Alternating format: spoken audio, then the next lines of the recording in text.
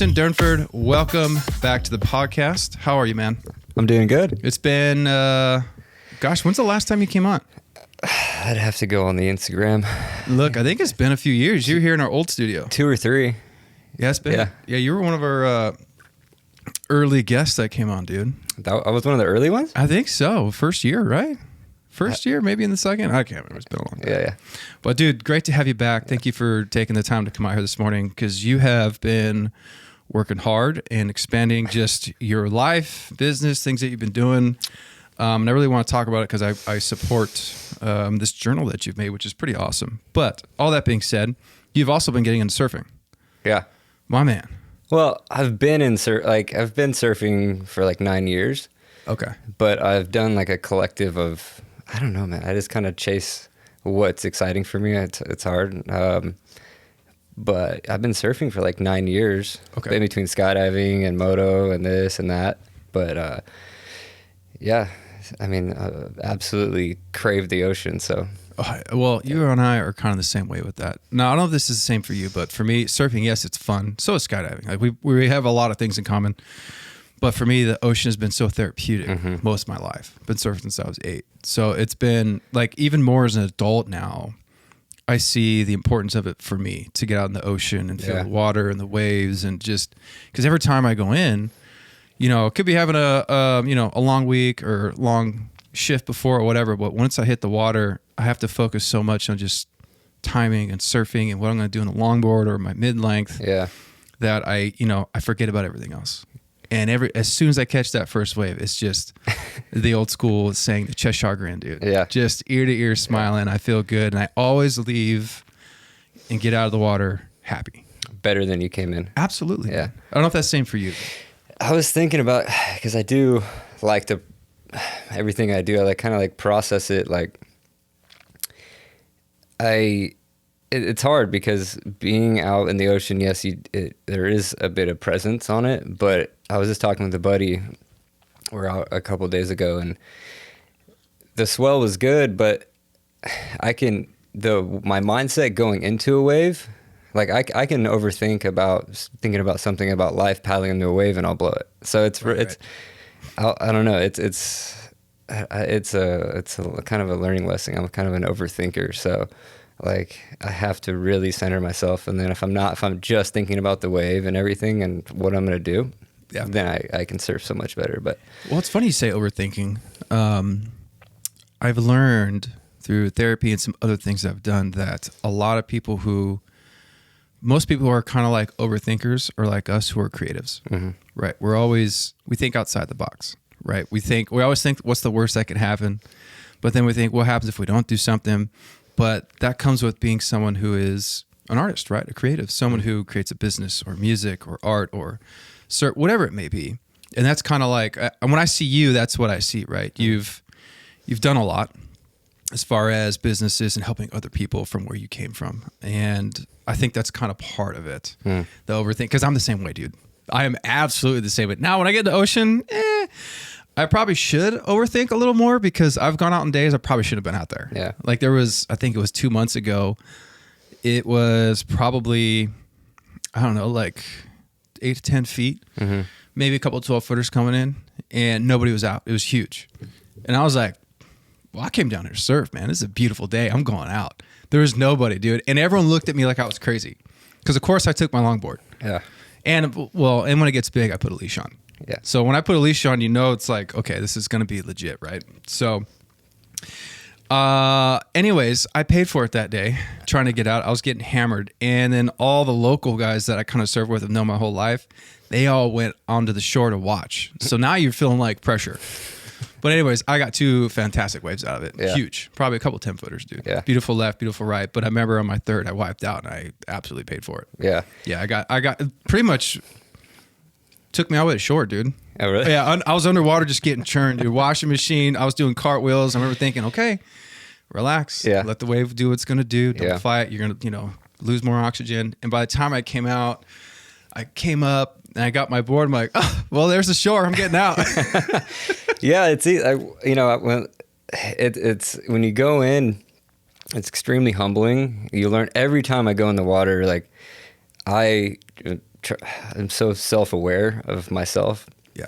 And every time my ego gets checked, I get humbled. Yeah. Every time I get in the water, I have this relationship with nature that's kind of gotten me through everything. And every time I get in the water, I'm like, hi, hey, nice to see you. Yeah. You know, this like bond that I have, this craving for that, how grounded I feel out there. But yeah, like when I get into something, I'm very obsessive over things and I want to be the best. And so right now I'm in the water nonstop. But everything I do, I want to be so good. Yeah. And then my buddies that haven't seen me surf a lot, because it's a kind of a lone wolf sport. Yeah. Like not everyone can really go out at the times I do, or the way of life that I live. I can just kind of go whenever I want, or, you know, and especially with surfing, like it can turn off like that. It's on, there's timing for it, but Right. I go out and I'm doing all right right now. Yeah. Yeah, I feel you. Well, you typically, you go to the state beach, Huntington State, pretty much, right? Like Brookhurst. Yeah, like Magnolia, Brookhurst. Yeah. So I've been going out there a lot more, and I forgot how hollow it is there. Yeah. So I've actually I got a new 6.6 and a 7.2. I've been taking those out there, and I've been having so much fun. Now the 6.6, I've been forcing myself, like sacrifice being such a great, you know, being a good longboarder to learn to be a better shortboarder so I can keep going and get those better waves that are hollow. Yeah. So I've been doing that more. Been a little bit of a learning curve. Yeah. I've had some pretty good wipeouts, but when I take that 7.2 out, man, that mid-length is so much fun. See, but it's up. So I ride a shortboard all the time. And then when I went to my mid-length, I was a goober. Dude. I took my girl out, like, I surf. Yeah. Just freaking purling it. Oh, yeah, no, I feel you. It was a whole other thing. Oh, and then I got up and I'm trying to like pump it. I was like, no, that's not how you surf this. Right. So it was kind of foreign to me, but right. That's how I feel like when I stand up on my 6.6 is a quad fin too. Yeah. And I remember the first couple waves I got with it, I just stood up. It was like a longboard, right? I'm like, whoa, this is squirrely, and I need to learn to pump better. So I've gotten better with it, but it's definitely, it's different style. It's just a learning curve that you got to get. But I've been trying to take that out a lot more because I've actually been having a lot of fun with it, dude. Yeah. It's been so much fun, man. Yeah. It's fun when you're out and you remember, if you just get one good wave, you remember it. Yeah. But I've been getting so excited. And if I'm going for the other day, I'm going for a wave and it was like the gym coming through. Right. And I was so tired after wave of the day, 3 hours out in the water. And everyone's like, yeah, go. Right. And I completely goobed it. And then like talking about getting humbled, my ego, everything, because I was just doing pretty well all the ways before, but the one came through. Hey, you're not alone, bro. And it's I happened to me many times. Right in my face. It's embarrassing. But I love surfing, man. Yeah. It's so nice being down there. But you've been traveling, seems like a lot too, right? Traveling. Did you go up the 395? Yeah. Dude, there's so much to do up there. Yeah. Going up that 395 road. There's actually like I want to say there's an Instagram dedicated to it. I mean, I found it a long time ago. Is it really? Yeah, like places. It's like I gotta remember. I'll show you, but it says like Highway 395 Adventures or something like that. Yeah. But it shows you all the like little spots to camp or go hike and do stuff. So when I saw you do that, I was like, my man's gonna have a good time. I've been doing that for a while, and I just crave that. Yeah. And I've just on my GPS in my truck, I'll just look at it and look at like dirt roads on it, and I've always just camped and just take off and I've explored all over there. Yeah, well, it's so grounding, like a tour guide. Yeah, but camping and being outside, I feel the same way. Yeah, I love it. Being away from the noise of, I wouldn't say the city, but suburbs. The life we live in Southern California is fast. Yeah. So to get out and be away and to camp and see these views and these mountaintops and these hikes that are so beautiful, and sometimes there's waterfalls or other people, whatever it may be. It's like surfing. I come back a little exhausted, right? You've been hiking, doing stuff, but you feel so good in the evening. Yeah. Yeah. I'll come back. It's funny you say it's real fast because like I love Joshua Tree too. Yeah.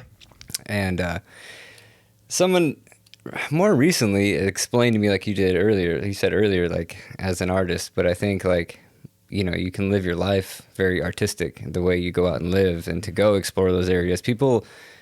I know people that know other countries so well, but they don't know what's in Southern California. Right. They don't know where up 395 and Joshua Tree and Sequoias and Big Sur and all these beautiful areas. And people are like, you're not well traveled. I'm like, well, I know Southern California pretty darn well, but there's still so much to go. And when this life can, in, you know, Orange County, everything, there's a hustle to it, and fast pace, and to go out there and you know, get some stillness feels really nice. But coming back, you're like, oh, you get hit with like, especially pulling up on the 55 right into Costa Mesa where I live. I've came back from my great trips. I'm writing and drawing and just like, you know, and then I come back and I get hit and go into the grocery store and people are tapping their foot behind me. I'm like, man, you guys, take a chill pill here. But that's how I feel coming back. Cause I have my little, you probably saw it's getting worked on. But my RV, it's a little 24 footer. It's nice. Mercedes, it's got a slide out, but I usually take that when we go out. And so great. Like went through Utah, Arizona, and we've gone up north, you know, up to Bishop and all that stuff. But it's always coming back from those places. It's kind of like as soon as you start hitting that, you feel it. You feel the stress coming. And you're just like, there's more cars and people are like cutting you off. When you come back through LA, like through Sequoia, like that way, when you have to go through LA, that part I feel it the most. When you do like the 15 up, that way through 395, But coming through LA, you just feel the force. You're like, The traffic. Man. There's like any time of day. No way. Coming through LA, it's always traffic. Yeah. No matter what you do. And almost every time I want to turn back around and go, I'm like, I need to get back into that. Oh yeah, dude. But I think what is it, over New Year's, be up in Pismo. That's fun. Nights. Yeah, I figured, let's just start end the new year and end this year and start the new year. Have you been to Pismo before? Yeah. So, but this time I'm not going to be at the dunes. So I'm at a different campground. Okay. On the beach though. Yeah. Okay. Yeah. So I'm going to go up to like Morro Bay and surf. Which is way cold. Yeah. Because I remember I went. I think it was last year. A little sharky. Little bit, dude. There's been some attacks up there, but I remember you've probably been up there, right? Yeah. You know the big rock, and you park. Yeah. And I get out, I'm like, it's good waves. And I was thinking, why does everybody have like hoods and booties and you know, gloves so on? And I had a 4-3 SEAL team, right? Like, okay, I should be good. I get out there, and as soon as my feet hit the water, I went, Yeah. I'm not prepared. Yeah. When I first, I did a road trip up to San Francisco, and I surfed on the way up, and then on the way back down, a swell was coming, and I like kind of chased this swell all the way back down. But I went all the way up to Ocean Beach in a 3-2. And I was in October, November.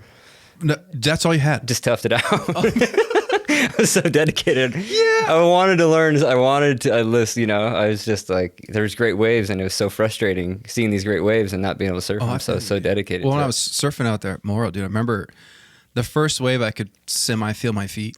You know, I'm walking the board, hanging 5. And then by the second, and like I only did like 30 minutes, it felt like I was walking on my ankles. Yeah. Like ankles only, right? Little nubs. Yeah, exactly. I was like, are my feet here? Like, this is crazy. So true. It was fun. It was worth this. So this time, I'm going prepared. Yeah. Because it's definitely going to be a lot colder, especially in December. So. Yeah.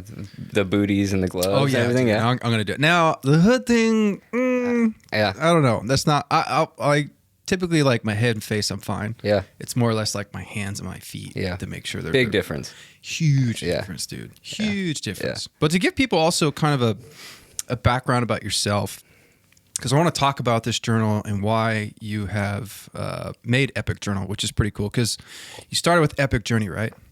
Company-wise? Yeah. No, I mean, I started my first business when I was like 17. Oh my gosh. Yeah, I dropped out of high school when I was like, I hated school. I'd never liked authority. Good company. Never liked authority. Don't tell me what to do. Ever since I was a little kid. So, yeah, I started a clothing company when I was like, maybe 16 or 17. Okay. And I lived down by Coachella Fest, and my buddy had a screen printing press or whatever for shirts. And so I bought a whole bunch of shirts and sold them at Coachella Fest and just crushed like 2,000 shirts. Wow. They're all neon. Like it said, like if it ain't neon, it shouldn't be on. It was like twisted. That's so cool. But you know, my dad, when I was 15, my mom and dad, they just knew I didn't like school. I always hated it, and so. I just my dad one day, my dad's like, "You don't like school. You don't want to go. You're ditching all the time." And when I would ditch, the security guards for the high school or the school would catch me at the skate park. So when Preston's not there, I'd be at the skate park on my bike by myself, like just roaming around. But I hated school, so my dad's like, "Hey, well, if you're not going to go to school, then you're going to go to work. Yeah. And I started working with my dad and I was fascinated with him. Like, he had a concrete company. Okay. So when he'd pull up on the job sites, like, everyone knew him. He just had this kind of grooviness to him. He's a really artistic, creative guy, and always writing everything down in his yellow pads. And it was just like, I loved it. And then, I ended up dropping out of school, and then I started a clothing business, but that was my first one. Then I started a company called Epic Transformations with my brother. Okay. It was a marketing company for treatment centers. Right. And then what we did with that, we saved our money. No mom or dad helped us out. We saved up our pennies, and then we invested into a subacute detox. Wow.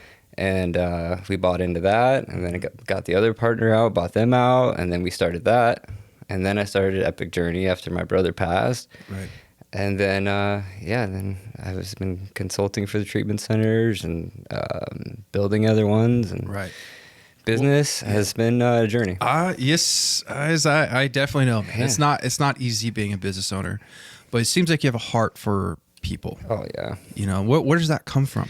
For me, I mean, ever since I was a little kid, I was just this kid looking up at the moon. I was just always curious about everything and why people did things, and I was always just kind of a self-aware kid, but also like a little hurt kid. And so I've always been the guy that would go and rescue the stray dog. Since my mom was like, another dog, Preston. I'm like, yeah, my mom, so ever since I was a kid, I'd be bringing stray dogs home, and I can just see a lot of myself in people when I see people hurt. Yeah. I'm like, oh man, I have a way, because I've worked with thousands of people over the last 10 years. So I'm pretty good with people. And there's just a way, that I felt like, hey, if I have programmed myself to get through anything, and, I've just working with all the different clinicians I've worked with and people and this and that, like, I've found a way that has worked for a lot of people. And but the reason I created the journal was because I would have all these really complex conversations with a lot of people, and I would tell them, all these suggestions on what to do, but what happened after all these long conversations, coffee shops or wherever, in the treatment centers I owned, whatever, I would follow up with them like a week later. So, hey, where are you at? Oh man, I didn't, all right, well, it was just talk. And so I kept having this, like, I would say hundreds of times, to where I kind of got fed up, because they had nothing physical, nothing tangible to write in, nothing like what I was voicing on paper. Yeah. So I was like, I need to write something. Yeah. So because after these great conversations, life happens. They step away they got Instagram and Facebook, and they're on porn or emails and girlfriends and boyfriends. So they would completely forget about all this energy I just dumped into a conversation. And so I'm like, you know what? Like, I'm going to put this whole thing together. And I've been journaling for a long time, so I put everything together. And so I can kind of be like, here. Yeah. I remember talking with you a few times through the years, and how you said, I have this idea for, doing this or this journal or this business idea. And you were always telling me the importance of writing everything down. Yeah. And that stuck with me.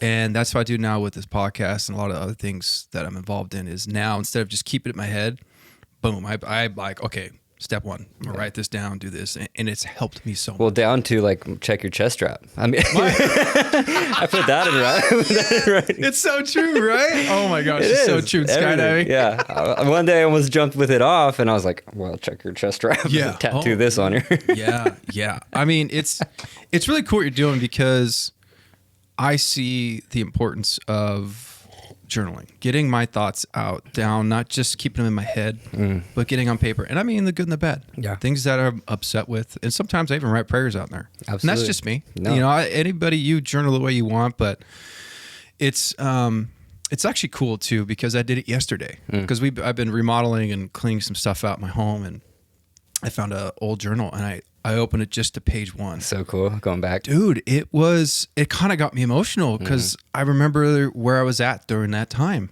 and the state I was in mentally and how down I was. And I was just looking at my words.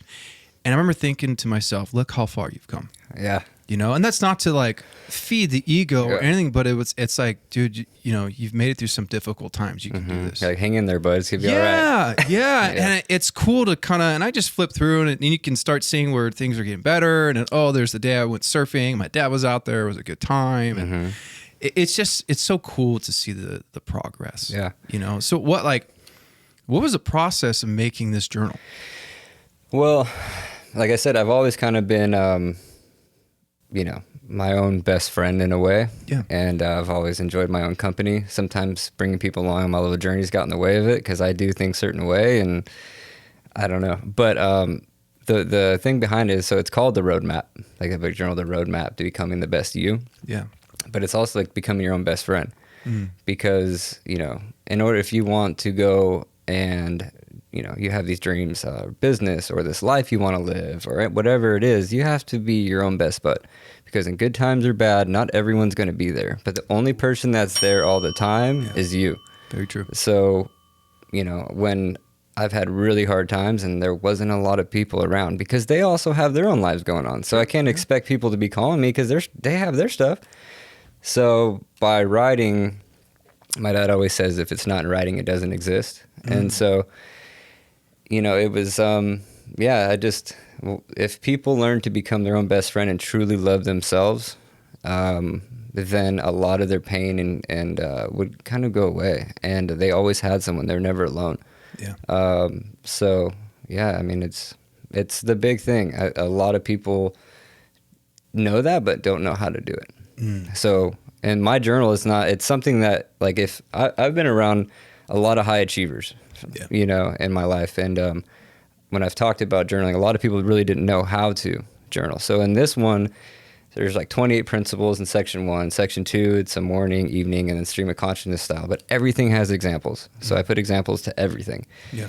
So, yeah, it's just by the end of the journal, you can go off into a blank one and design your life. You can have that pen and paper and learn to become your own best friend through good times and bad, create business and visions, or, you can use it in so many different ways. But I designed it to, you could say, oh, I love this. I didn't like this way.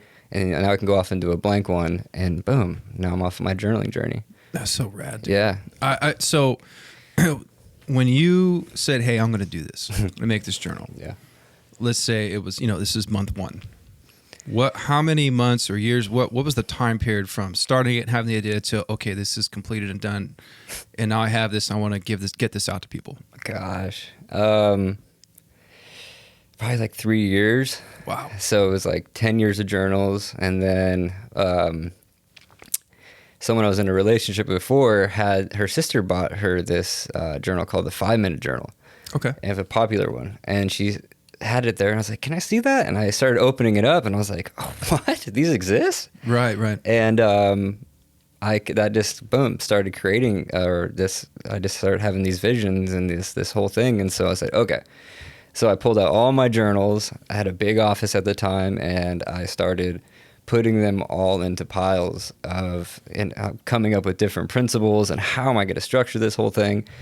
You also got to think that, like, I'm not, I would say, educated like school-wise or anything like that. Yeah. So shout out to YouTube and Google, huh? Yeah. And mentors.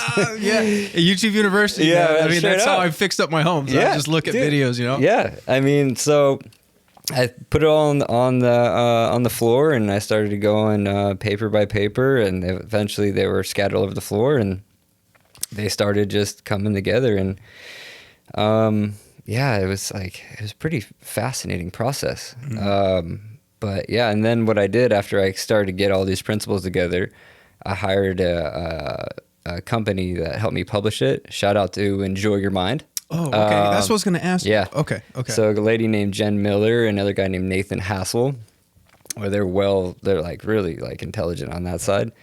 So I said, hey, I had this big stack of big old clip on it. And I said, hey, look, I have this and I need to like have you guys help me edit it and put this into something. And we worked on it for probably 3 years, 2.5, maybe 2. And then once I got it to one point, they were probably really frustrated with me because I would go through it and comb through it and didn't like this. And they were probably like, gosh, man, but they dealt with It's me. your baby. You Yeah. gotta make it what you want. Yeah, you and know? and I paid them well. Yeah, I was gonna say, yeah, that's what they're getting paid to do. Yeah, but what's cool, what I like about what you're saying is it shows that yes, look, anybody can go after and do anything they want to do. Let's be real, right? At least here in the United States, right? This is what's great about this country. Yeah, right? We love absolutely. comeback stories. You can make yourself Yes. anything you want to be, right? It's how bad you want. Absolutely.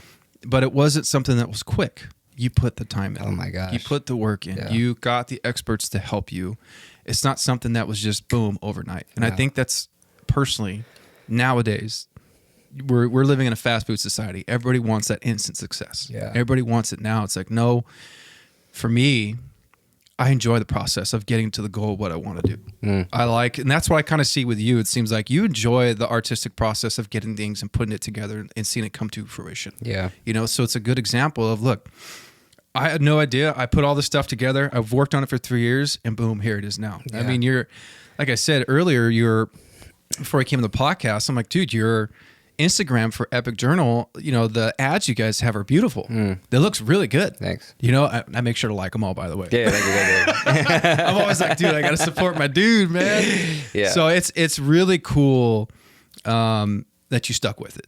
Yeah. That you didn't give up during the frustration or the times you doubted yourself or, man, what's going on? I don't know. This isn't working, but you stuck with it. You kept going. Because I'm sure you had those moments of doubt. Yeah, for sure. And then you're putting a lot of money. I mean, I have a lot of money into that thing.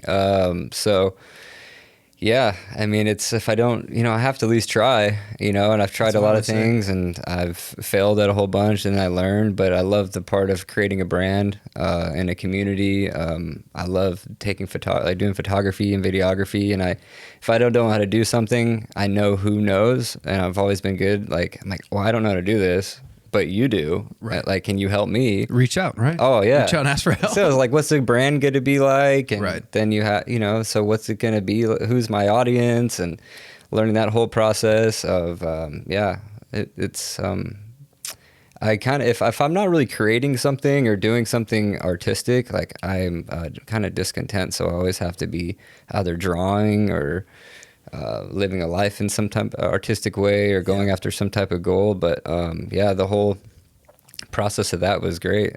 But the whole, from manufacturing to that whole thing, like, wow. Dude, how did you feel when you finally got the finished product in your hand? Like, it's done. Yeah. You did the 3 years of work. It's been printed. It's leather bound, right? From what I have. I mean, when you got that in your hand, I'm sure. What did you get, a box or something like that full of them? Right? When you open it up, how'd that feel? Crazy. Yeah, it was wild. And I ordered a whole bunch of them. And like, it was, fortunately at that time I was able to, you know, have like a lot of people proofread it. Yeah. A lot from the clinical perspective. And it was amazing watching people use it and hearing the feedback. But the biggest moment, and I've had this with other businesses as well, or after pulling cool things off, events or this, and then like sitting back and stepping out like, wow, good job, man, you know? Yeah. I had it up in Joshua Tree. It was like, I don't know, maybe 3 months ago. And one of my things is I love to go and rent cool Airbnbs. That's one of my things. I don't buy fancy clothes, you know. Well, you look good right now, bro. Trust me. You got some swagger going on right now. You Shout out to China. No, never mind. No, the Surfsider here. Thanks. But I like to get places where it's a vast view, and I like to have this big view and to kind of look at just, it's just really, I don't know, it's good and empowering for me. But I was out at this Airbnb by myself on the hillside overlooking all of Joshua Tree and in the evening, and I was looking down at the whole town at night, and it was lit up, and I had the one house on the side of the mountain. It was a beautiful home. And I had this big, like, boom moment. And I was like, there's so many hurt and lonely and sad people down in that little town. And my intuition was speaking pretty loud at that time. And it was like, well, you created something that if people legitimately followed this, which you hear all these people talking on YouTube and this and that, everything that for the most part is in that. Is in this journal. I pulled this from not just me. I'm no genius, but I pulled this from how many books I've read, how many podcasts. I put from everything. I put all of this stuff. This is a huge collective. This isn't me. This is people. This is like all the good people you listen to. Yeah. Putting in this, and I was looking out down at everyone. I was like, oh, man, like I just know how many people are in pain. Yeah. And if they legitimately followed this and did it every day and saw it through, like their life would change. Yeah. So I had that big moment, and like my intuition, whatever you want to call it, God, it's like, I don't think you really know what you created. And now we've almost sold like 2,000 of them, which has been pretty cool. Now I don't know, Dude, I want to hear more of like, hey, is it working? You enjoying it? Right. Like, come on, guys. But so it's pretty amazing. Well, it's interesting because I think the things that we do in this life, we probably won't really know the impact we've had until our time's up, right? We meet our creator. Then it'll all, we'll know, right? Yeah. But like, good job, boy. I say it on here so many times, when you're in the business of helping people, transforming lives, whether it's, what I do in the fire service or what you're doing with the journal and other things you're involved in, you impact that one life. Mm-hmm. It's like throwing that rock. That ripple effect. Yeah. Then that's still the lake, right? Boom. You see that ripple effect. You don't know the lives they're going to touch, and then the lives those people touch. It's all because of something that you did. Yeah. And it's powerful. And I like that. In a way, it's probably good we don't know, so it keeps us humble. Yeah. Because I say it all the time. Like, I'll hear every once in a while, like, "Oh my God, your podcast, dude! I've been listening. This is so cool." I'm like, I didn't know you listened. Like, I don't get feedback from people. No. I just put these out into the ether and let them. Yeah. It gets downloaded worldwide now. It's pretty cool, but I don't know.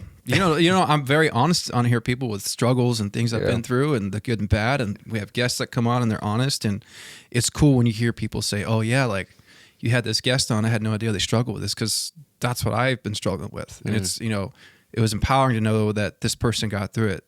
So it made me realize I can get through it, And when you hear that, you're like, okay, I'm doing the right thing here. Yeah. Like, this is pretty rad. And it's amazing that you're doing this too, because I remember I was going through a pretty hard time, and you were one of the ones that reached out, and know that there was only maybe a few. You're one of a few that reached out. So you're darn good soul, brother. I appreciate that.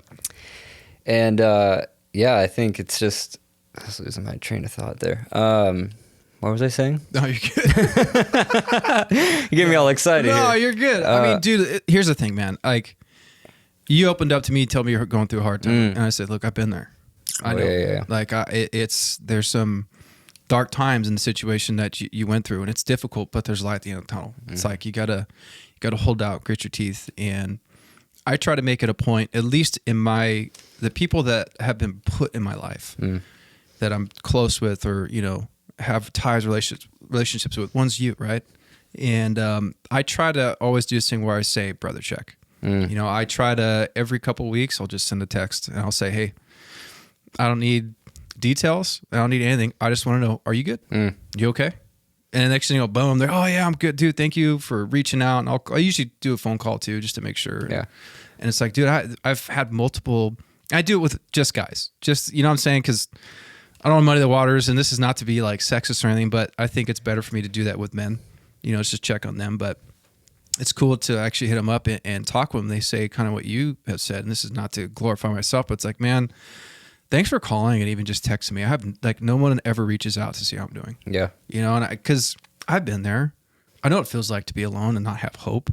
That's a dangerous freaking place. Because you can go to a dark, dark place where you're going to make a bad decision. You're going to reach out for something that's not good for you, or you're going to make a permanent decision to a temporary problem, and I know what that feeling, it feels like, man. And to have hope, to know that somebody actually cares. It's getting me emotional thinking about this, because I just know that feeling, man. And I agree with you. And, now with some time and age, and, I've had success in many different things. I've had a lot of failures. I've made terrible decisions. I've hurt people, but to know that you can change your life, you can do better, and there are people that care and love you, it's so, in a way, soothing and empowering. It's like, okay, I have these small group people that no matter what I do, good or bad, they're going to help me. They're going to support me. And that's very few. Yeah. And you're going to have a very few. Yeah. Oh, I tell people it's very, very small. It's probably, I tell people it's less than 5 for me. So if you got a solid 5 around you, then you're doing all right. Yeah, but it's crazy. I read an article a while ago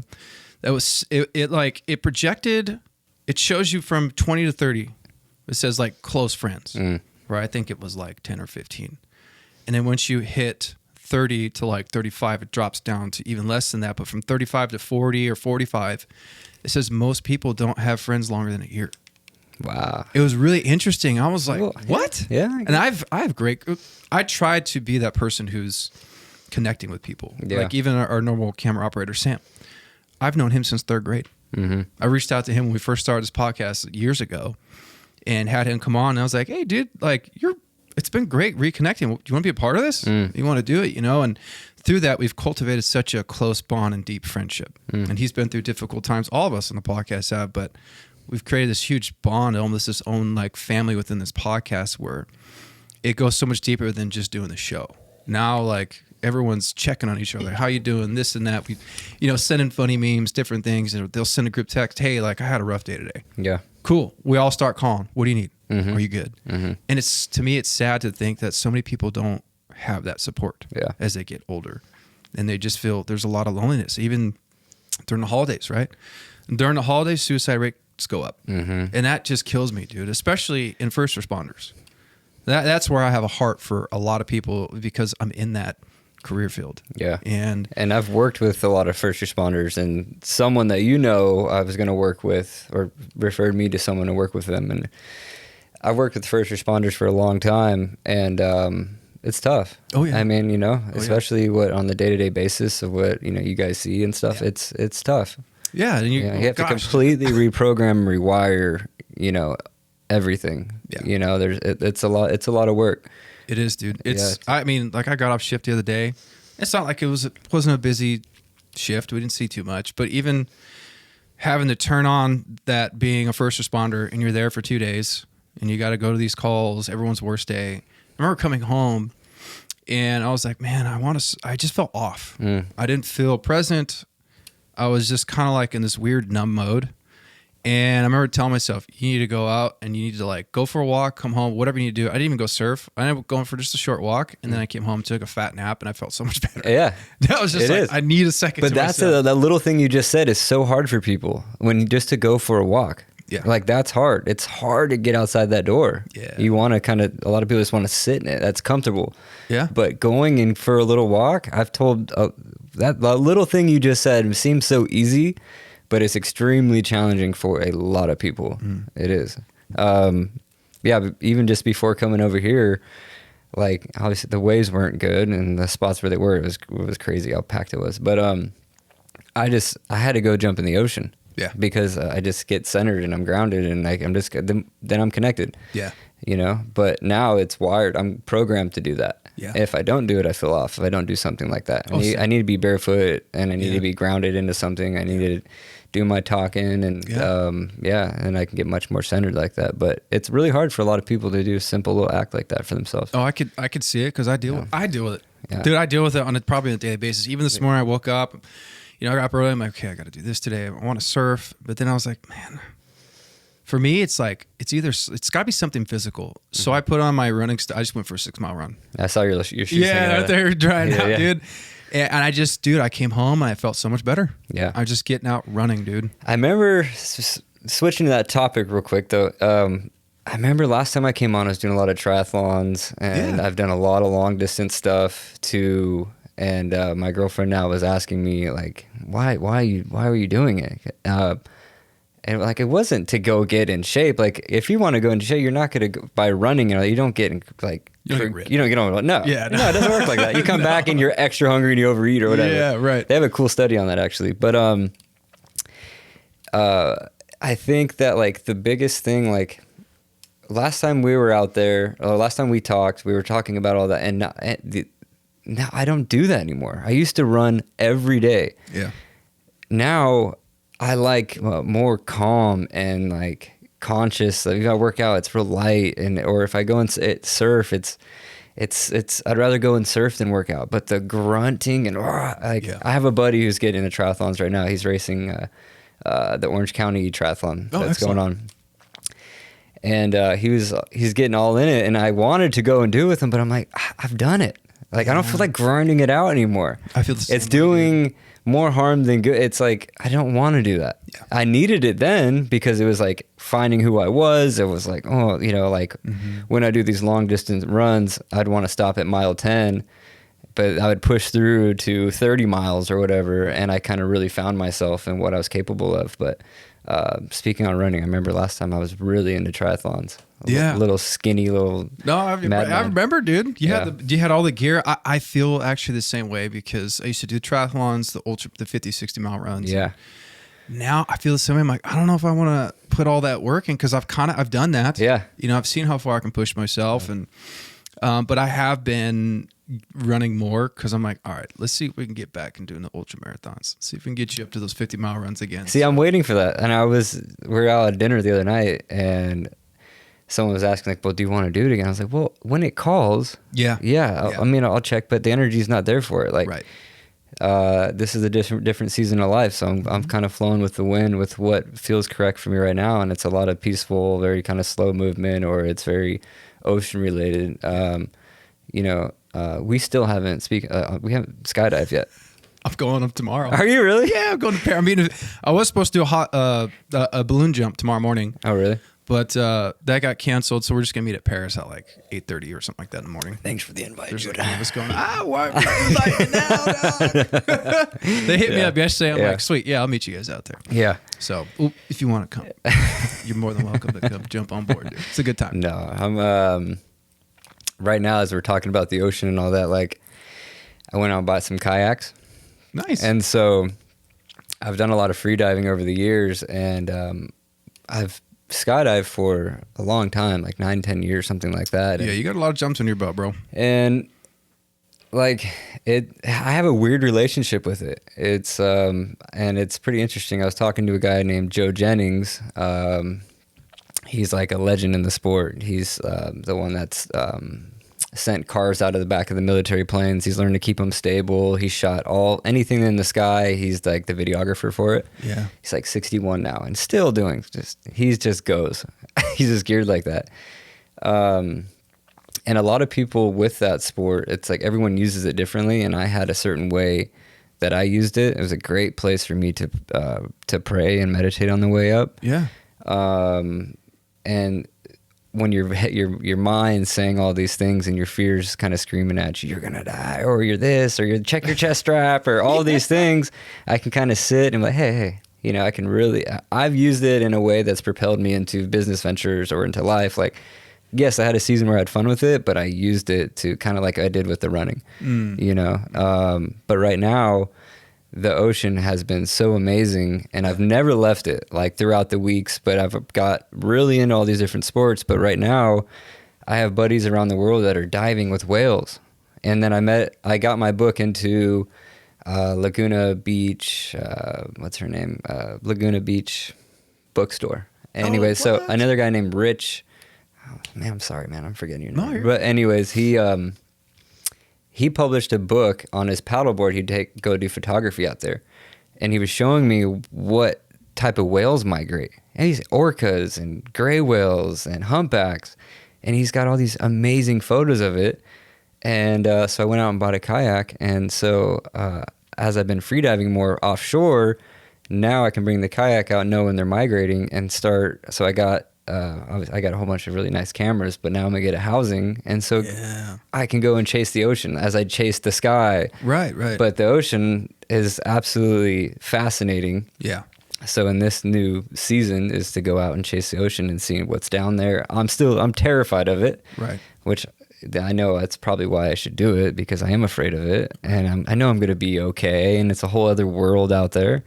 But it's really fun, because it's really cool actually coming back and talking with you now, because as I'm talking, I remember where I was when I came on last time, and I didn't expect where I'm at right now. That I would be really chasing this. And well, it's cool because looking back on that time, you were going through a tough time. I mean, even your countenance now, you're who you are. You seem happier. You seem way more fulfilled. Yes. You know, so it's cool. It's cool to see that progression. And what you bring up, something really cool is what you're doing is you're still exploring. Yeah. You're still seeking. And I read this book, I think it was called Wild at Heart. It was a long time ago. It's a Christian book, Christian author, but how we're not created to be stuck in our homes or in an office all day, every day. Like we should be out exploring and trying new things and discovering things. Now, are we going to discover some new animal? Well, probably not, right? Most things have been discovered, but as far as like getting out hiking and seeing nature, getting in the water, trying new things, and how that helps us develop as humans to keep seeking, to keep looking for things in life and the meaning and what it is. I mean, because so much can start happening within yourself. This we call it the journey, right? It's cool because that journey can take you anywhere, but it's really dependent on you and what you want to do and how important it is to keep exploring. There's even a slogan. There's a sticker, keep exploring. Yeah. It's so important as humans to do that. We're not meant to be sedentary. Yeah. And everyone always asks me, it's probably the same with you, like skydiving and surfing and all this stuff. Like, oh, aren't you afraid you're going to die? And this and that. I'm like, well, this is probably morbid to say it, but in my head, I'm like, none of us are making off this earth alive. Yeah. We're all going to... We got an expiration date. Oh, yeah. You have a beginning and an end. It's, what you do with that dash in the middle is up to you. Yeah. So I always tell people, I've already accepted, like, I'm already dead. It's going to happen. So I'm going to enjoy my life. I'm going to go do the things that I want to do. I want to experience these things. And skydiving for me is as odd as it sounds, I've said this to a few people and they kind of look like you're crazy, but it's a very spiritual experience. For me to be up in the air, to consciously look down, point out my drop zone, and then to let go of that plane or jump out and to fall through the sky is one of the most amazing feelings. It is a rush, but one of the best moments I've ever had skydiving, and it gives me goosebumps now because I was going through a difficult time. This was years ago, and I went and jumped at Oceanside, and I did the sunset load. I can't remember what time of year it was, but I was the last out of the plane, and it was a free jump, load. There was no tandems in there, and I was the last to go, and I went solo, and I jumped out, and I remember I felt numb, but then it clicked to me, hey, the sun's setting, turn around. So I turned, and dude, there wasn't a cloud in the sky. The sun was setting into the water. You can see Were you under canopy when you turned around? No, okay. No, I was still falling, and I was falling, and I remember it felt like forever, right? But really, it was probably just seconds. But I remember turning around and seeing that sun setting and how beautiful the ocean looked and the shoreline. And as you're falling? As I was falling, and I looked, it was all happened so quick, right? I remember I wasn't even looking at my altitude, right? Yeah, and it just hit me. You're gonna be all right. Everything's gonna be fine. Like, get through this and everything's gonna be fine. I remember getting under canopy. I was kind of teary-eyed and I was like, dude, I'm good, man. Right? I'm good. I know. So it's weird to explain to people because, like, aren't you afraid to die? Yeah. It's like, look, there's safety protocols and things they teach you in AFF school, free fall school, right? Check your altimeter. We have, our AAD and all that stuff. And I would say it's up to the person how you're going to fly your canopy and coming in low, swooping, whatever you're going to do. Those are the most injuries I've seen. But as far as like, man, I don't swoop, dude. Yeah. Whatever. I'm on a 170. So I still come down a little bit fast because I'm 190, but I have found skydiving to be healing in so many different ways. Yeah. And I've met so many great people, doctors, surgeons, book writers. I mean, people traveling from around the world to come out here to skydive. Yeah. And it's like you get this collective of people who are all doing the same thing, and it's just fun. It's fascinating. It's amazing. Yeah, there's the community in there. There's a lot of people that, for instance, packers, people who pack your parachute. Yeah. People living in their vans, and they go from skydive place to each drop zone, and they travel, and the community aspect's really cool. And then you have they're just amazing freaking humans, right? Yes. But before I go into, so the thing that we're talking about is like going out and adventuring and exploring and to do that things. Now, I've taken over 1,000 people out skydiving, probably more than that. I don't know exactly, but it's somewhere around 1,000. And this is through Epic Journey. Epic Journey. Yeah. Okay. And a lot of people, and for me, I've had a lot of contact with all these treatment centers, like I was saying, a lot of people that are leaving an old life, coming into a new one. And a lot of people want to do that stuff, but they don't know anyone that does it. So I've been this catalyst to bring people into the sky. When I get excited about something, I've been this person that goes out and do these things. Like I said, I go and free dive by myself. I got into skydiving by myself. I surf, if people can join, fantastic. But regardless, I'm going out, I'm right there with you. Come on, Preston, let's go. Yeah. Happy to do it. But I've had to go, I didn't know anyone that did any of these things. So I had to go out and do them myself because I wanted to go out and explore it. And then once I found that, I wanted to bring more people to do it. But first I have to go and do it. Yeah. So when I found skydiving, it was absolutely amazing. And so then I was like, well, I've got to check this out. So I started bringing a whole bunch of people out to do it. I've done that with surfing. I've taken hundreds of people out in the ocean. But a lot of people want to do these things, but they just don't have anyone to go out there and explore with. So it's in them to want to go and explore. But that's the thing with back to my journal is after you go through that, you will learn and you will find a way to go out and do those things. You will learn, you will get the courage and to go out and explore, without anyone, to go out into the unknown and go and see kind of what you're made of. And, by you saying that stuff, I know because I've heard this so much that people want to do it. Yeah. But they don't. They don't know to take with No. it. Now your journal, you have it in recovery centers, right? Mm-hmm. It's been, what's the best way to put this? Your journal has also been certified through clinicians, right? Yeah, so it's been clinically approved. So it's CBT, DBT, and motivational interviewing. So it's all like different clinical modalities. So I've had a lot of clinicians review it, and then it's called the Joint Commission Accreditation. So it's clinically approved to be used in behavioral health. So it's like the big gold seal of approval.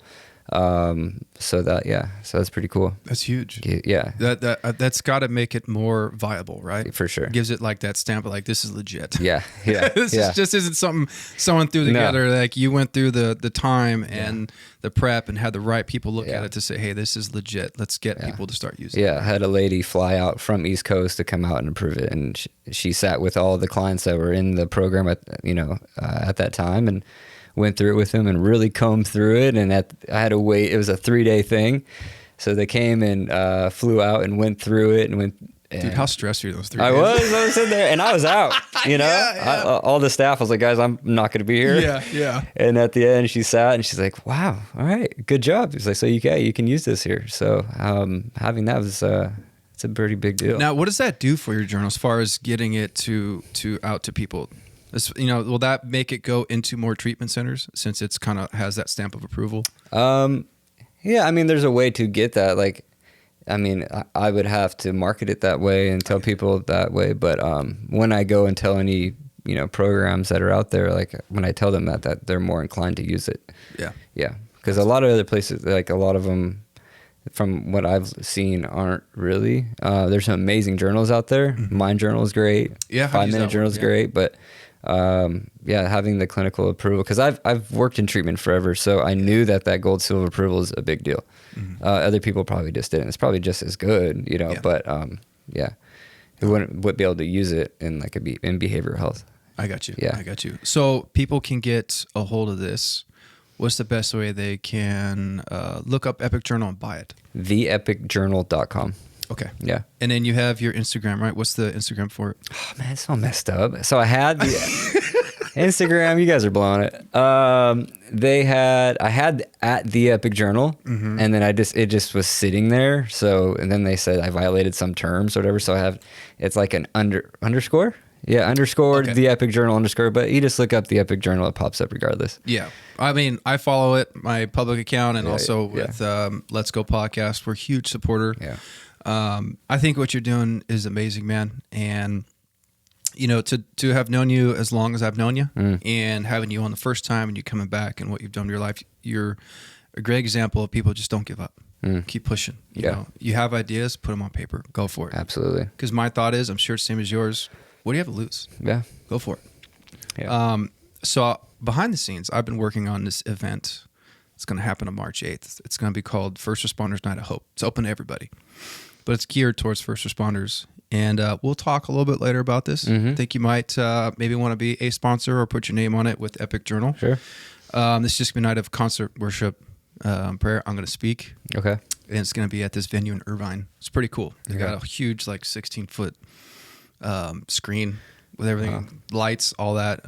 It's been going pretty good. The official sponsor is gonna be Public Square. Okay. If you heard of them. What's that? Pretty cool. So they have a bunch of businesses on their website that people can go to, like mom and pop ones. They're all over the U.S. They got millions of businesses on there, and they just went to the stock exchange and opened up, did the ringing the bell. Oh, wow. It's pretty cool. They came on. They sponsored Nitro Circus. Yeah.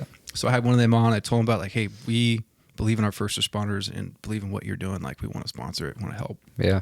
So it'd be pretty cool. I think we'll talk more about that so we can get those journals out to people. Because my thing is I really want to help first responders, but everyone is invited, of course, because suicide is now the number one killer in first responders, which is pretty sad. I know. And if rough, dude. With what I do with the journal, I also do coaching. So I have epicjourneycoaching.com. So I work one-on-one with people and take them through the journal. Oh, that's awesome. Yeah, so with any of the guys or that or anyone, send them my way. And then I can work one-on-one with them too. Oh, I think it'd be huge, dude. Yeah. I think I'll leave the open invite for you to be there as well. For sure. I'll send you we're getting the flyers and the logo. I didn't realize, bro, when you put on an event, how much work goes into it. I know. It's so much behind the scenes. It's intense. It's been a labor of love, but I know it's going to a good cause. The money that will be generated from that night's going to go to the Iverson Foundation. Okay. Ashley Iverson, her husband was a firefighter and he was killed in a fire. And she went through a lot, but she also started this foundation to help with first responder mental health. So all the money from that night's going to her, to her foundation. She's got a bunch of professionals and all that stuff on there. So it'll be a pretty good night, man. It's going to be awesome. I'm excited about it. Do you have a date for you? March 8th. March 8th? March 8th. Okay. It's coming up. It'll be a Friday. Okay. Yeah, we can talk more. I've done with the event side. There is a cool spot. Once the event's going, you can sit after it's done, just sit back. Like I was saying, we were talking about stepping away from it and oh, wow, we're doing it. Yeah. So, yeah, it's crazy because when it first came to my mind, I didn't want to do it. I was like, no, God, use somebody else. I got too much going on. I got all this. But the more I denied it, the more it was on my heart. Yeah. And I was like, okay, I'm just going to talk to a couple people about this, see what they think. And the more I talk, people are like, dude, you got to do this. Yeah. No one's ever done a night like that. Yeah. I'm like, okay. And then every time I doubt myself or things aren't lining up, I'm like, dude, it's not going to work. Next day it works. Yeah. I was just like, okay, all right. I see what you're doing. I'm going to get this done. If it's supposed to happen, the energy's there. Yeah. Yeah. Absolutely. So it's been interesting to see it all come together. It's exciting. It's cool. It's nerve wracking because I haven't been on stage and sang in a long time. Are you singing? I'm doing the concert, bro. You're singing? Yeah. I got a professional band that's backing me. I didn't know you sing. Oh yeah. I do music done for a living, dude. Let me hear a little bit right now. Oh, I didn't hear. 3, 2, 1. Yeah, no. But yeah, it's gonna be pretty cool how it's shaping up, dude. Yeah. It's stressful, but I'm hoping a lot of healing. And the biggest thing is to just people have hope, dude. Mm-hmm. That's my biggest thing because I feel the same way you do. I look around, I'm like, gosh, I don't care who you are. You could be the richest person or someone who doesn't have money or destitute. Everyone's going through something. Yeah. Everyone's dealing with difficult times because life is hard. It ain't easy, man. Whether it's from a bad decision or things that are out of your control. It's difficult, and to have hope is amazing. It's brought me through so much. Yeah. It's brought me through some very dark times, and I want to pass it on to other people. Yeah. I want to tell them, look, it's great to have a great job. It's great to have these things, homes, cars, whatever we can serve. But at the end of the day, when your life is towards its end, none of that stuff's going to matter. You can't take any of it with you. Yeah. So how are we going to spend our life? What are we going to do? What are we going to cultivate for each other in our hearts? For our future and our hope. Yeah. And for me, that's been my own faith. Now, am I a person who's out there, turn or burn? No, bro. It's not me. I more or less, it's more through my life. How I live and just being there for people and loving on people, because that's what I found in my own faith in reading through the scripture and different things that I have learned. It's about love. Love, grace, and forgiveness. That's it. Biggest thing. Dude, straight up. And I'm like, it's not that hard, but we as humans make things very difficult. Yeah. So all that to say, love to have you there. We'll talk about maybe putting your name on the flyer so people can see. And I'm sponsoring something else on the 3rd. It's an event out in Anaheim, so I love sponsoring that stuff. Oh, all about it. Yeah, it'll be cool. I'll come out there and Well, it's cool, dude. We it looks like we're gonna have firefighters from across the nation coming in, so I'm trying to get discounted hotels, at least to give the government rate. Yeah. So it's gonna be pretty cool, man. Okay. There's some reach happening with this, which I'm really surprised. I'm like, whoa, because I didn't realize that many people were listening to the podcast too. Like, hey, I heard you talk on the podcast Night of Hope. I'm like, oh, wow. Like, okay, yeah, it's happening. Kind of you build it and they will come type of deal. Yeah, I guess, dude. It's crazy, but biggest thing, it's like what you're doing, dude. It's to give people a path and show them there's a community and that there's so much more to life than just the pain and the things that we're going through. Like, it won't last forever. No, the difficult times come, but trust me, there's more good times coming. Yeah, and I think within those times, I was just thinking about this the other day in writing, that a lot of those tough times are so necessary. Because if you want to be this certain individual, you want to be this man or woman, you can't just step into that person. Yeah. You have to go through those chunks of really dense and hard times. Woo! You can't just step into that. So a lot, as you sit back and you look like, oh, those 3 months were tough, but I had to do that because there's a lot of teachings and learning in that. Like, I think a lot of the hard times are necessary. Man, some aren't. Some are unfortunate, when people pass and stuff like that. Yes. But as you go down the road and you kind of turn around and you can see like, wow, I had to do that because it's sculpting you into the person you're supposed to be. And if you have that perspective, it's good because, when times are good, sit in it. Yeah. Save your energy because coming down the road, there is some stuff coming and it's going to be hard. But if everything's okay at the moment, sit in it. Say, hey, relax. Yeah. Sit and be prepared for what life is, going to throw you. Be present. You know. Sam too. I think Preston should speak. Like, that was really good, dude. My man, dog. You know, to wrap this up, I 100% agree with you. I have done a lot of like introspective and looking back at many times on my life to see where I'm at now and how fortunate I am to have what I have and to be blessed with what's been given to me. It's come from hard work, but looking back on those difficult times, even in decisions where I've made terrible decisions, I look back, I'm like, man, I'm so glad that I never gave up and that I went through those times because it's taught me so much. Yeah. It's taught me so much about myself, about others, how I don't want to treat people, how I don't want to be treated.